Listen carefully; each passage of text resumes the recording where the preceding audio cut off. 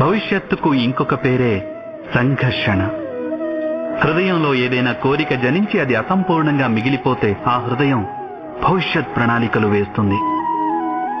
భవిష్యత్తులో తన కోరిక నెరవేరుతుందనుకొని కలలు కంటూ ఉంటుంది. కానీ జీవితం రానున్న భవిష్యత్తులోనూ లేదు, గతంలోనూ ఉండదు.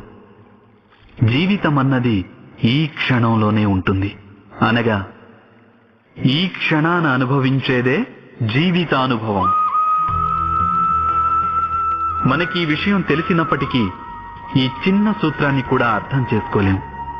గత స్మృతుల వలయంలో చిక్కుకొని కొట్టుమిట్టాడుతూ ఉంటాము, లేదా రానున్న భవిష్యత్తు కోసం ప్రణాళికలు వేసుకుంటాం. కానీ జీవితం